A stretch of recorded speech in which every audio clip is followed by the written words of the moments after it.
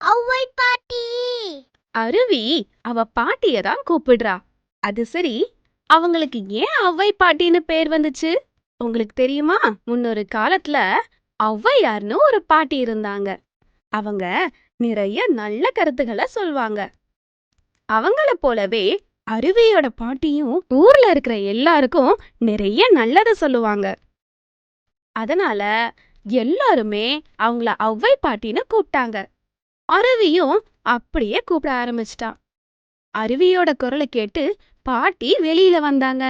இங்க பாருங்க பாட்டி, இந்த ஆட்டுக்குட்டி ஏன் கூட விளையாட மாட்டேங்குது. அந்த ஓனன் கூட மட்டும் விளையாடிட்டு இருக்கு. அருவி சொன்னதை கேட்டதும் பாட்டிக்கு ஒரே சிரிப்பு. ஓ, அட செல்லம், இதுதான் உன்னோட கோவமா?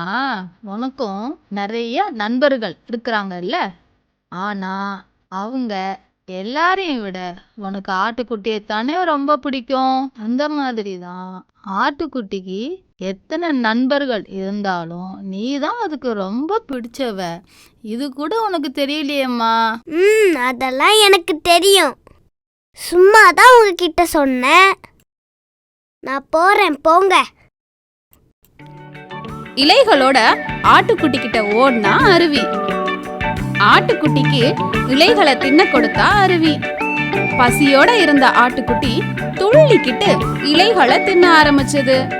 பசி ஆறுன